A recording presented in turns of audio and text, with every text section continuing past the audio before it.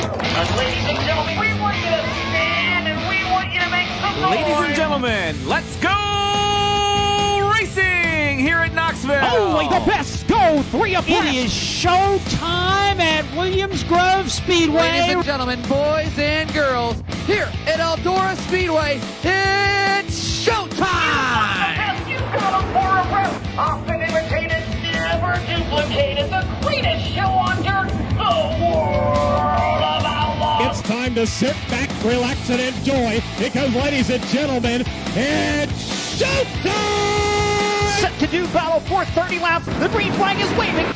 Hello again. It's Wing Nation presented by Hercules Tires. Ride on our strength. Talking sprint car racing, our favorite time of the week. And we are so glad that you have joined us in the Hercules Tires studios here in Concord, North Carolina. Steve Post flying solo this week. Aaron Evernham is on special assignment. And so you're stuck with me. And we are going to have a great time talking sprint car racing. So glad that you have chosen to spend a little time with us here on Wing Nation. Joining us on the program today, Aaron Reutzel, the newly crowned three-time All-Star Circuit of Champions champion, and Dominic Scelzi. Going to talk a little California Maury Williams Classic results and racing with Dominic Scelzi. So we are glad to have those gentlemen join us and glad to have you joining us as well. So really at the top of the program, don't want to knock over my Hercules Tires strongman here. If you're watching the video, you see him here in the foreground. But before we get into our classic ink screen printing and embroidery hot topics, and maybe this slides into them actually, silly season.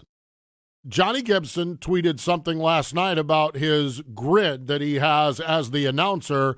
He has had to make all kinds of changes. And when you think about it and look at it, he's right. Jason Johnson Racing, we had David Gravel on a couple of weeks ago, and he talked about this upcoming weekend and the potential conflict he had. We know David's story, okay? He is trying to scratch together a NASCAR career and has a deal with Chevrolet. Was supposed to run multiple races this year. COVID hit. He had one race. He finished 10th up in Michigan, and now he gets that second race. So do you jump onto the new opportunity, or do you stay put? David Gravel has chosen to jump onto the new opportunity, okay, and Shane Stewart gets to slide down into the Jason Johnson Racing number 41 this weekend. It's for races at Lakeside and Lake of the Ozarks Speedway, which is the Jason Johnson Classic, okay? So, well, Parker Price Miller was over there, but Parker Price Miller, he is going to the Indy Race Parts number 71 team, where Shane Stewart was, and it sounds like next week Shane Stewart will be back for a two-car effort, I think. All right, I think. Stay tuned, okay? Sam McGee Motorsports. Zeb Wise announced that after their All-Star Circuit of Champions season together, they're no longer going to race together. Ian Madsen jumps into the number 11 car for the balance of the season, and Paul McMahon and Tom Book are going to part ways, and Paul McMahon is on the market looking for a ride. We will talk to Paul McMahon on our podcast later this week. So there you have it. As of 12:03 Eastern Standard, yes, Eastern Daylight Time, where we're at with silly season. Here we go. It's that time of year, and it is kind of become the norm in the world of sprint car racing as everyone is jockeying for position as we look to close out the season and look to roll on to 2021. Let's get to our classic ink screen printing and embroidery hot topics. And Port Royal Speedway, the Nittany Showdown. It was the World of Outlaws versus the Pennsylvania Posse versus Kyle Larson. Winner, Kyle Larson. Swept the weekend. Friday night led flag to flag. Saturday had to work for this one. Lance Deweese bounced it off the wall and kind of gave up the top spot. And then really Brent Marks was just rolling at the end of that one.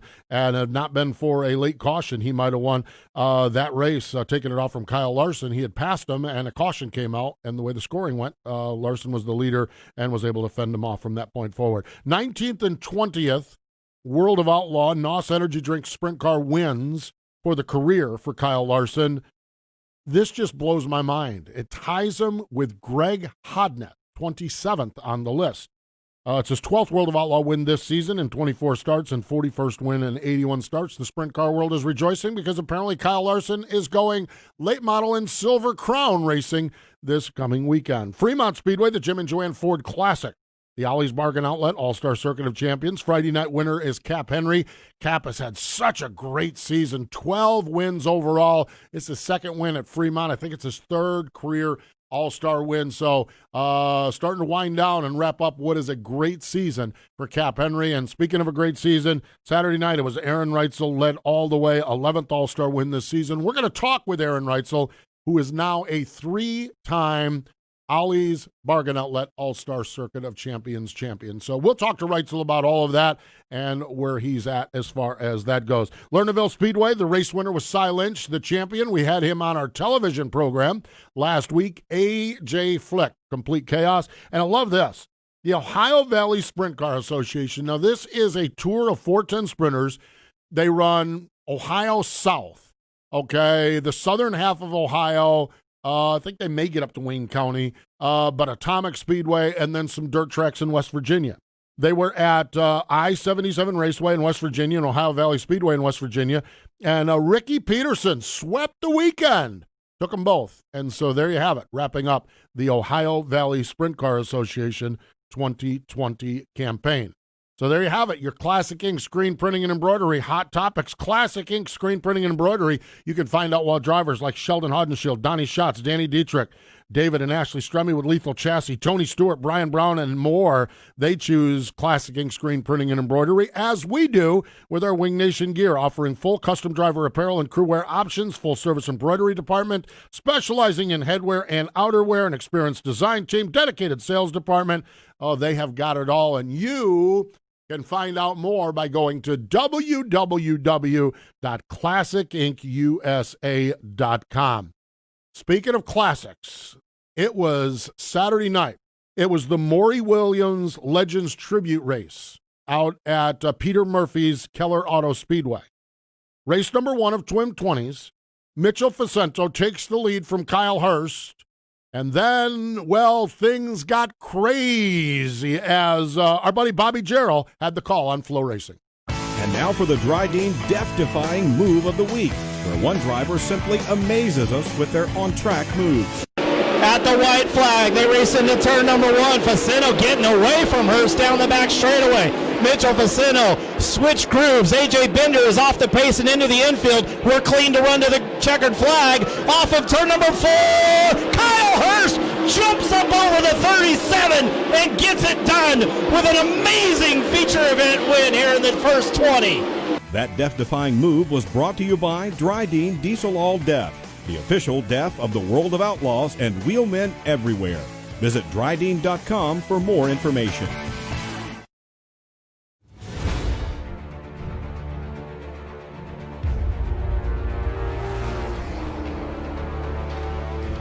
Pride. Passion. Performance.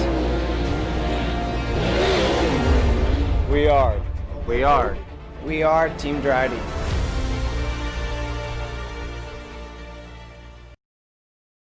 Power isn't born, it's built over time. For over 65 years, Hercules Tires has been providing the muscle to move more drivers. Whatever the vehicle, whatever the terrain, and we back it with a powerful protection plan. So wherever the road or the trail takes you, we have the selection, value, and strength to get you there. Hercules Tires. Ride on our strength.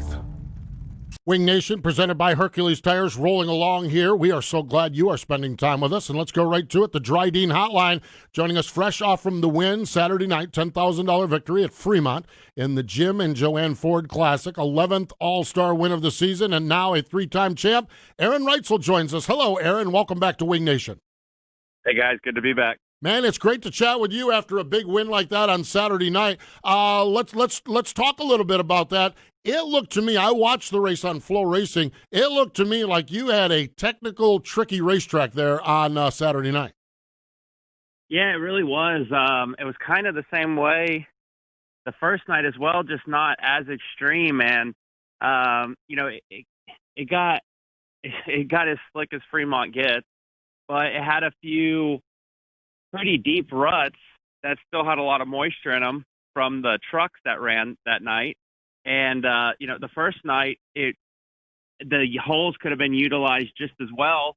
And, I knew all I had to do was run top 13, and the next night was going to be over, and the next night was going to be 10,000 to win. And I caught myself running forward a little bit, and then I'd run through a hole and about turn it over or fall off the racetrack. So it was kind of a bummer that I didn't get to go up there and have fun running through the holes because I was points racing. But luckily, the next night was exactly the same. And like you said, it was really technical because if you could get in a hole and get turned right and get pointed down the straightaway, you made a lot of speed doing it. But it was really technical. I was fascinated watching you as you navigated lap traffic, and also one of the drivers behind you, Cole Duncan, passed a whole lot of cars. Fascinated to watch it because, to me, how much over the course of a race like that, does it change much, or does lap traffic put you in different positions? How much does it adjust, or does it move around, or doesn't it move around during a running of a race? Yeah, so that race there, it did change a lot. Okay. Even from the green to the checkered, the track actually flicked up more and more, and it was almost like the holes got smaller and smaller, or just the moisture went away, let more in them. Yeah. And I found myself having to change my lines up a little bit. But then when you get to traffic, you really had to pick and choose your lines in traffic because there was nowhere to really land a slider. So it was more your momentum racing. So you had to pick and choose your battles on sliding guys, and you really had to make sure and kind of mess them up so then they would lose their momentum and not just drive back by. Because there was a couple guys that I slid, and I was just, slid right across them, and they didn't ever have to change their line or nothing. And, it wasn't their fault. I'd lose 20, 30 miles an hour, and they'd drive right back by me and pull me half a straightaway. So it was a technical race, and that's how I like when it's like that, and we're not just zinging around the top or something. When it gets technical and the driver has a lot more to do with things, and you have to think your way around the racetrack. It was fascinating to watch. It really, truly was. I enjoyed every lap of watching it and just seeing how you guys navigated all the challenges. You said something there, okay? And a couple weeks ago, we had Lance DeWeese on, and he talked about not only thinking about what you do for your race car, but what you do impacting, maybe slowing down somebody else. Aaron, how big of a part of that is the game? How big, while you're leading or while you're running, how big is defense part of your driving as you race these 410 sprint cars? It is massive, and it's something that I've really had to learn a lot in the last 3 years, where you don't see that much in 360 racing and 410 racing. Everyone's so good, and everyone's cars are so good that when you pass a guy, you have to make sure and get past him. And even when you're planning to pass him, you almost have to plan on how you're going to mess him up and mess his momentum up. Because if you don't, then you've probably already pulled out a line or threw the slider or something and kind of slowed your momentum down. So if he just goes back by you, sometimes the guy that was running behind you, it gets the run now, and then he gets by you. So it's a really big deal. And I think one of the bigger strategies on the defensive side is starts and restarts. That's a really big part of the 410 racing as well too, on making sure where you don't leave a hole open for a guy, because everyone's so aggressive they're going to take it, but yet you're still trying to make sure you get the guy in front of you, or it's a tough game. Do other drivers' tendencies factor into it? So this one might likely do this, or this one likes to do that. Does that factor in, particularly with the guys you run on a regular basis with? You definitely have your few guys that for sure what they're going to do. Yeah. I mean, if you get a guy like Macedo in front of you, and then you have a guy in front of him that typically doesn't run the top or run it hard, or it might be on the fence, and where Macedo's going, and so you just have a few guys like that where what their game plan is. And And I don't mean that in a bad way. Macedo's just a guy that runs really hard, and he's going to take his chances on pounding the top or something. So you have a few guys that which way they're going. Yeah. Kyle Larson referenced it over at Port Royal. He thought Lance was chasing him, and then when Brent Marks drove around him and the caution came out, he had a 3-lap run, and he knew with Marks behind him, he knew likely where Brent was going to be as opposed to where Lance was going to be. And I find that fascinating, and I just love and I appreciate you breaking that down for us, just the different drivers and their tendencies. Aaron Reutzel, our guest here on the Dryden Hotline. Aaron, boy, I'll tell you what, beginning of the year, you set out to be an all-star champion. This year has certainly been unconventional in how it's played out, but mission accomplished. I'll tell you what, it's been a challenging year for everybody, but has to be a sense of accomplishment with all of the twists and turns in the road to be able to knock down another championship. Yeah, it really was, and just thankful that everyone worked as hard as they did to get all our racing in, and all the rescheduling, and it was a challenging year for everyone, just the organizations, the track, the teams.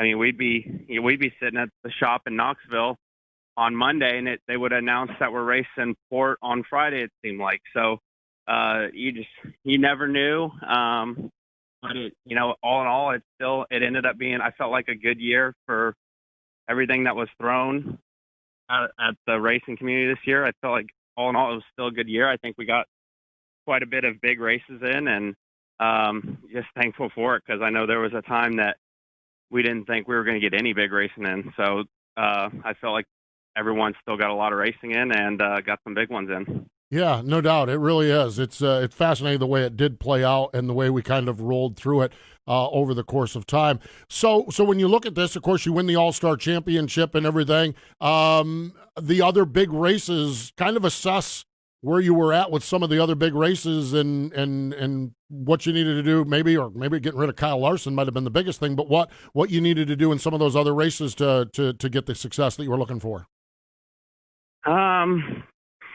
Yeah, I don't know. It seemed like we just kind of had some bad luck at some of the bigger races this year, where Knoxville, I felt like we were a second or third place car. Definitely, Kyle was in a league of his own at Knoxville. And we had a drive line issue in the rear end, and the 360 Nationals, I guess that was be one of the bigger races this year. High points going into the prelim night A and get to second, and that's going to be starting us on the front row and then strip out the set of gears. Like, that's just something you don't see. So I just kind of felt like we had some bad luck in our bigger racing, and I think there was a couple of them that we just struggled on, and we weren't very good. And I mean, even like the National Open, I think we were probably a top 10 car, not a top 5 car, and then that mud clot come through and broke the shield. So it was like all the bigger racing this year, we just had some struggles. I'm glad you mentioned that mud clot coming through and breaking the shield. What is that like? Well, I really didn't see it coming. All the Twitter warriors that say that we should have mandatory rock guards and stuff, no one asked which way it came from. It came through the side. So, I mean, maybe that'll shut a few people up, but yeah, I never really seen it coming. It kind of stunned me. And then I saw my shield was broke, and, that day there was a lot of, I don't know really what was going on. There was just a lot of loose dirt that was clumped together in the middle of the track, and there was a guy that ran through the middle, I guess, that flung it across, and just part of racing. But it was a shock for sure, because not seeing it coming, and just all of a sudden my shield's broke. God, I can't imagine that. I just can't imagine that at speed out there. That's crazy. That's where separates race car drivers from radio guys. That's for sure. Balance of the year. Where you headed to over the next few weeks here as we start to wind down the 2020 season? We're gonna run the end of the outlaw swing, and then I'm gonna go out and run the Tarleton race and the Dennis and Teresa Roth car. Oh, nice. Nice. A little California action there at the end of the season, huh? I at least get one night in out there. Yeah, absolutely. That is cool. Yeah, California's been just brutal this year, that's for sure. Aaron, when we look at off season 2020, COVID, traveling, do you have plans? What's the game plan? Are you going down under? Are you not allowed to go down under? What's the plan as we wrap this one up? I don't think we're still allowed to go down under. I have my fingers crossed. I mean, I still have an opportunity to go down there if we're allowed to, and I would sure love to. I had a hell of a time there last year, and actually when I left, I planned with the Seller family. I was going to bring my family down, and we were going to spend Christmas with them, and we just got to know them and got to be such good friends in that short amount of time, and so it's a real bummer that as of right now we don't get to go. I don't think much traveling. Last year I went out and did all the midget stuff in California at the end of the year, and I don't think that's happening this year. And so I don't know. It's probably just be a quiet off season at home, hanging out with the kiddos, which doesn't sound too bad either. No, it doesn't. Speaking of the kiddos, you had the big win on Saturday night, but it sounds like, and we chatted about your son racing there. Sounds like he saw you and raised you a win. He's got his first win on Saturday night, right?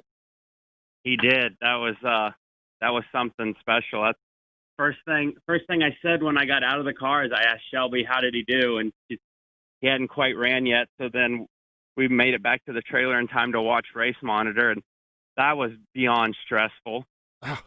He's leading, and then all of a sudden it looks like they're side by side at the line because the times were tied. And so then that was stressful. I don't even know how to explain it, but it was that was definitely cool to see him come home and talk to him about his first win. He was beyond pumped to tell me all about it and fill me all in, and so it was cool, really cool. Couldn't be more proud of him. He wanted to win bad this year, and that was actually his last chance to get a win. So nice. Really proud of him and Jerry Jensen. He took Carson racing and really got him turned around this year on his race program. So can't thank him enough either. That is great. That is great. I watched that Race Monitor, and there are times where it's like I'm jumping up and down trying to figure it out. I can't imagine the dad fact. As a dad, what that must have been like. My God. It was stressful, that's for sure. Yeah, because you can see enough, but you can't see it all. Oh, God, that's crazy. Well, that's good stuff. I'm glad Carson got the win, and I'm glad you picked up the win, and congratulations again on that championship. Thanks again for joining us here on Wing Nation, Aaron. Thanks, guys. Thanks for having me. There we go. Aaron Reutzel, the three-time Ollie's Bargain Outlet Circuit of Champions champion after that big one up at Fremont. And by the way, I'm so glad the All-Stars are racing at Fremont. Okay, we had a few years where that didn't happen, and there is something missing on the All-Star calendar if they're not going to the Sandusky County Fairgrounds there at Fremont. I love it, and this year, the way things worked out, they ended the season there with the Jim and Joanne Ford Classic. That was fantastic. Our friends at Plan B Sales was founded in 2010. They started as a Lionel and Chase Authentics apparel distributor, and now they are a distributor of Auto World. Of course, Chase Authentics and Lionel continue Greenlight Collectibles, Sam Bass artwork, brand art, University of Racing lines, and a whole lot more. They have a huge inventory. One of the things I love about Plan B Sales is that they love their dirt track racers as much as we do. Partnerships with Kyle Larson, with Ricky Stenhouse Jr., with Christopher Bell, and others. And right now, if you go on there, and by the way, it's not too soon to do that Christmas and holiday shopping.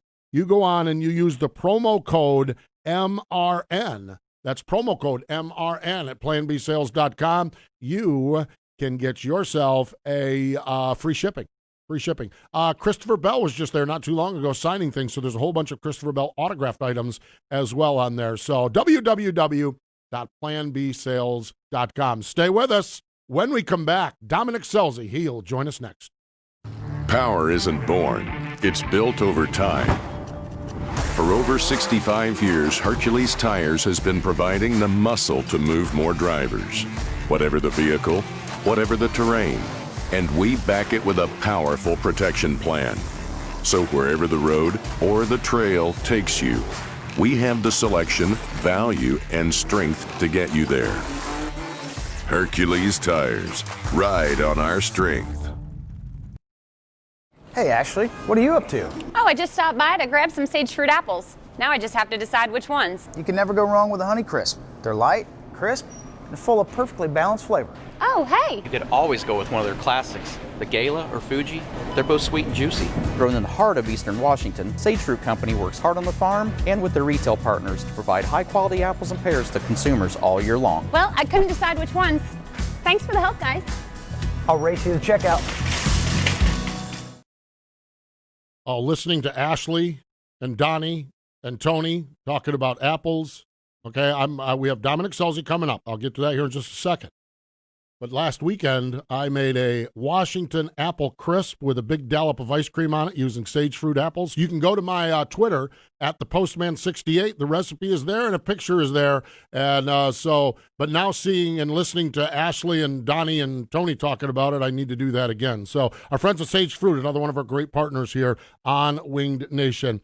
It was a wild one out at Keller Auto Speedway on Saturday night. The first one, we talked about this spectacular finish. The second one was a little less spectacular in the finish, but I am sure Victory Lane was nowhere less, or not a quiet, not a calm moment as well, because whenever this guy wins, a party breaks out. Dominic Scelzi joins us on the Dryden Hotline. Hello, Dominic. Welcome into Wing Nation. How we doing, guys? We are doing fantastic. How are you doing? Congratulations on winning that second 20 on Saturday night. Thanks. That was pretty cool. You know, we started 11th in that feature, and man, it was a lot of work to do there in a short amount of time. So pretty cool to be able to drive all the way up through there and get the win from 11th, and you know, to do it in the zero car at the Williams Memorial. Kyle, I led laps. I started fourth and took the lead there on Friday night and led some laps, and then Kyle got by me to win, and then Kyle won the first feature, and then we won the second feature. So it seemed like you had to drive a zero car if you wanted to win this weekend, and that was pretty darn cool. I am a lover of California sprint car racing, but don't know a whole lot about it other than knowing that zero car is famous for sure. And Maury Williams, the tribute race, the Legends tribute race. Tell us about Maury Williams, who he was, and why that was such a neat deal. So, you know, growing up in California and traveling with what my dad used to do, we would always go to the sprint car races. And for me, the 83 car and the zero car were the two most special, famous race cars in the country, or in California at least. And I have such a great relationship with Todd and Dennis and Teresa over there at Roth Motorsports. And, you know, I'd always wanted to drive the zero car. And you know, it's no secret. I've let that out in the open. When I started racing sprint cars, Jonathan Allard was in the zero, and I really learned a lot from him. He taught me a lot of, you know, how to use the brake and what to look for in a racetrack when, you know, when it's getting slick or, you know, when there's holes, how to drive the race car a little bit differently. I really learned a lot. So I always felt a closeness to the zero car. And then, you know, I lost both my grandfathers back in 2013, and Maury sort of, in a way, took that place. And, you know, every race that Maury came to, I would always go talk to him, and I just really enjoyed him. He was, you know, he was a no bullshit kind of guy, and you know, somebody that just loved the sport. And, you know, he did so much for NARC racing out here. He did so much for sprint car racing out here. The zero car was a staple of California racing. So to be able to drive it and, you know, to honor Maury and Katie like that was very special. Yeah, it sounds like it. Old owners like that, one of the things, I don't need to get too far off the reservation, is the state of the sport and all this big stuff that where we're at and where we're going with all of this. But, boy, old owners like that are tough to come by, and they are treasures, aren't they?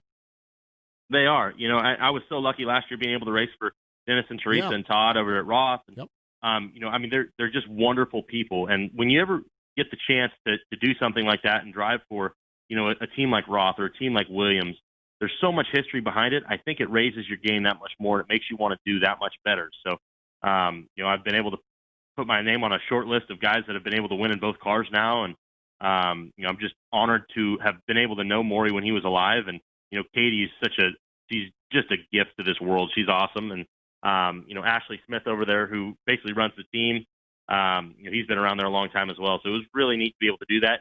my crew chief, Jimmy Carr, he used to drive the 0 car. So it was really neat for him to be turning wrenches on the 0 car and us get a win together there. How is Jimmy doing? He's awesome. It's his birthday today, actually. He turned 37 today. 37. Wow, boy, he doesn't look that at all. I know. He doesn't look a day over 28. Yeah, exactly. How does that work for you to have that veteran leadership on your program out there? It's a lot of fun. I think this year's been really stressful. Just every race we've gone to this year has been so tough. Every All-Star race, every Outlaw race, you got everyone there. And there's been times where we've been really good, and there's been times where we've struggled. And all in all, I'm happy with with the speed that we've had here, out here this weekend. And the biggest thing for me is I feel so good in the slick. Whenever the racetrack gets slowed down, I really feel like we can make stuff happen. And we were so lucky to be able to knock off an All-Star win, which I didn't think I'd ever get an All-Star win. I really haven't raced them a whole lot. We won an All-Star race earlier in the year, and I think Jimmy and I get along really well. And it's a lot of fun racing with him. How screwy has this year been with not knowing where you're going? You throw in the fact that you're a California-based team. How strange has this year been? There's no way to put it other than this is just 2020. Yeah. I mean, everything that's gone down, with COVID and the racing and races being canceled, races being put on. It's the most screwy year. Like, to me, it almost doesn't even count as a year. It's 2020 part 1, and next year's going to be 2020 part 2, because it's not that it's been a bad year by any means. Yes, it's terrible that we lost the Kings Royal and the Knoxville Nationals, but I think we really made chicken soup out of chicken shit. And as a community, our racing this year has been incredible. Watching the ever changing tide of the world of outlaws, you look at the amount of guys that can win on any given night, it's incredible. I think our racing is really good, but this year has just been, it's been as weird as it comes, honestly. Yeah. I think you assess it perfectly well. It has been screwy, that is for sure. Getting out and racing in the Midwest and then coming back home to California, how does that help you as a racer? It's huge. The first year we went out there in 2016, I'd won a couple races in the sprint car. I was good for 1 or maybe 2 a year if I got lucky. And the first, I would say, that'd be 4 years of my career, I really honestly didn't do a whole lot. We were fast at times. Then when we traveled that year, I got my ass kicked everywhere we went. We came home, and then bam, we won right away, and we were really fast. And then 2017 rolls around, and we win a couple races in the Midwest, and then we're really good when we get home. And I feel like it's just really been such a wonderful progression for me as you go back there and you feel like, man, these guys are just kicking my butt left and right. You come home and you have so much more speed and so much more confidence that you did when you left. So to me, when you race with the best guys like the Outlaws and the All-Stars night in and night out, you can't help but make yourself better. And, I've been so lucky to be able to travel and see all these cool different racetracks. And, actually, I guess now's a good time to, announce that there's more silly season going on. Uh-oh. Yesterday on Monday, it seemed like everyone was changing rides and stuff. And I'm actually got the phone call last night. I'm finishing the year out on the Outlaw Tour with the 83 car. So I guess we're not done yet. Wow. Congratulations. That's fantastic. Breaking news. Yeah. Thank you. Yeah. Thank you very much. I think it's going to be a lot of fun. Jimmy and I and my guys are going to go back there and finish the year out. So it should be pretty fun. And I definitely didn't see that coming, and I don't think really anyone did. But hey, we've been we had a great relationship with the Roth family, and to run the last 5 races out there for them was pretty neat. For me, it's kind of cool because hey, I get to finish off the year going back to the Midwest for a little bit. Because as you know, next year I'll be staying in California, so it's pretty neat to be able to finish the year out with them. Yeah, congratulations. That is great news. Breaking news right here on Wing Nation. I love it. Add that to the silly. Poor TJ Slideways, man. He's going to have to write a whole nother blog about the whole thing. My goodness. Yeah, I know. Yeah, that's good. Good to add. There's been a lot of moving around. Boy, I'll say. That's fantastic. But congratulations. That is great to hear for sure. When you talk about next year, was the plan to stay in California? I guess my question is, where are you at, Dominic, as a racer? What in a perfect world, what is this going to look like, or don't we know yet? I really don't know. One thing I know for sure is I'm by no means done racing. Yeah. I want to race a million times a year if I could, but I'll be honest with you, I love working here at Scelzi Enterprises. I really enjoy it. From welding dump bodies up to buying material to learning about our scheduling and following my dad around to see all the problem solving he has to deal with every day. It's so neat to me that what my uncle and my dad have created, that I'm learning to be a part of that. And our business is something that is ever changing and it's ever growing. And there's so much for me to learn here. Being able to come home and have the opportunity to work here and to learn this business is something that I would take as high as being able to run the Outlaw Tour. This is a gift, truly is, and I'm so lucky to be able to be in this position. And I'm at the age where I can keep racing and going and having fun there in the Midwest, but I'm looking at my future and what's best for me and my family, and I think being able to learn this family business and hopefully one day being able to be in charge of it is something that's going to better me for years to come. And my dad and I have talked about it several times. Who says that in 5 to 10 years that maybe we'll be able to go back out there in the Midwest and things will be run the way they need to be run here, and I'll have enough knowledge to where I can go back and forth. But right now it's just so hard for me to go back and forth and really sink in all the knowledge that I'm taking in is very hard. Yeah, it's 2 full-time jobs is what it is, and they're both intense full-time jobs, it sounds like.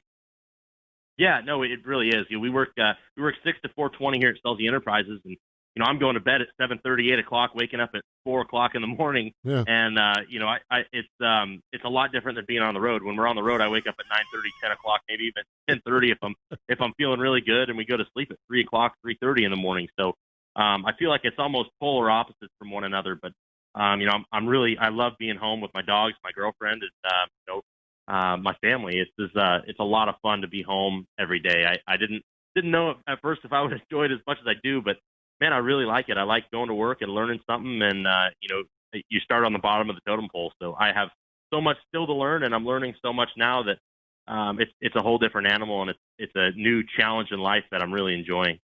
Final question for you here, getting back a little bit to the racing side, and I love to hear that on your personal side. I'm a guy who loves contentment and joy and happiness and peace, and it sounds like you've earned and gained all of that. But back to the racing side, and I know it's a tough year to read, but you had a chance to run with King of the West in California, and I know we don't have grandstands. The team's hanging in out there. Is everyone surviving this all right out there and looking forward to 2021? Man, I'm telling you what, it's pretty tough out here. Our governor is not doing a good job of letting racing happen and letting really people get back to living life. So I'm really hoping things start opening up here soon. We're just now being able to sit in restaurants. I think we were the last state or the next last state to be able to open up. So things are really tight out here. And, we got to stay safe. We got to do it the right way. But I'm really hoping that, within the next few months, we'll be able to get the green light to put fans in the stands. Peter Murphy has done such an amazing job with King Speedway, and there's a lot of people out here that want to race, and a lot of businesses that are still doing construction are doing well. We just got to be able to get everything open back up to where the money's coming in and people are able to spend it and get back to racing, because there's so many fans that want to come to the races. And man, it's so hard to put events on without fans, and guys like Peter Murphy and Scott Russell up there in Placerville, they're doing it somehow. They're just scraping by, but we desperately need to open back up out here. Yeah, I've been following along with a lot of it on Flow Racing, and the racing continues to be spectacular. There's such great teams out there, and I'm with you. Fingers crossed we'll get these things resolved, and 2021 will be a much better year. Well, Dominic, congratulations on the win in that 0 car on Saturday night, and as always, we appreciate your time. Thanks for joining us here on Wing Nation.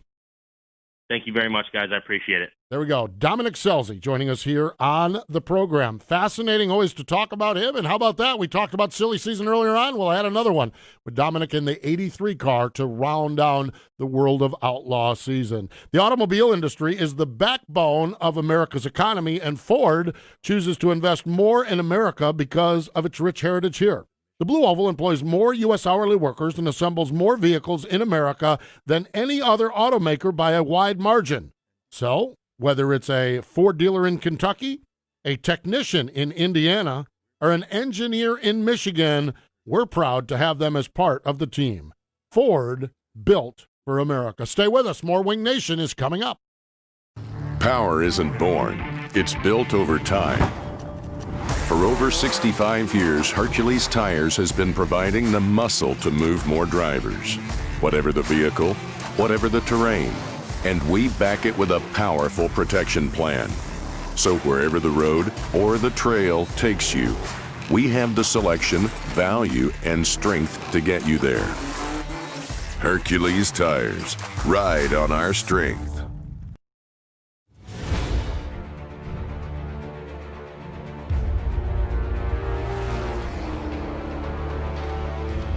Pride. Passion. Performance. We are. We are. We are Team Dryden.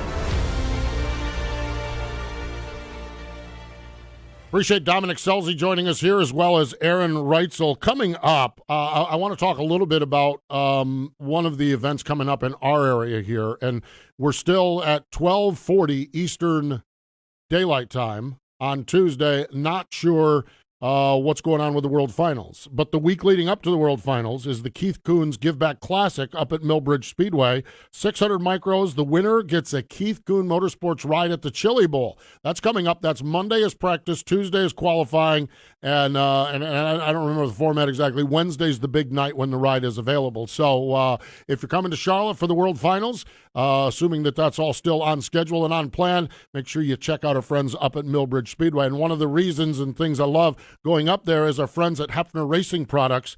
We talk about them a lot of times for wings and for mules and for all of the other things, but they also love karting, from sprint to road racing to winged outlaw karts. HRP Streeter Super Stands are the #1 selling brand for karting. Automatic electric lifts, rolling stands, stackers to carry multiple carts, just like sprint cars. Hefner Racing Products. They have tire racks, engine racks, bead breakers, and a whole line of kart accessories. You can find out more at www.hrpracing.com. That's hrpracing.com. Had an absolute ball today talking with Aaron Reutzel and with Dom Scelzi, and so glad that you have joined us. Coming up later this week, Paul McMahon joins us on our Thursday podcast talking all things sprint cars, including his little silly season news as well. And coming up on Saturday, or this weekend actually, Rev TV Thursday night in Canada, and on MAV TV on Saturday, it is Jacob Allen joining us on Wing Nation, presented by Sage Fruit, our television program. Great stuff, great conversations all across the board. Hey, again, we appreciate it. Thank you for joining us here on Wing Nation, presented Wing Nation Hercules has been brought Tires. to you by Hercules Tires. Ride on our strength. Watch Wing Nation Saturday mornings on MAV TV. You can also find Wing Nation on wingnation.com or your favorite podcast provider. Wing Nation is a production of the Motor Racing Network. All rights reserved.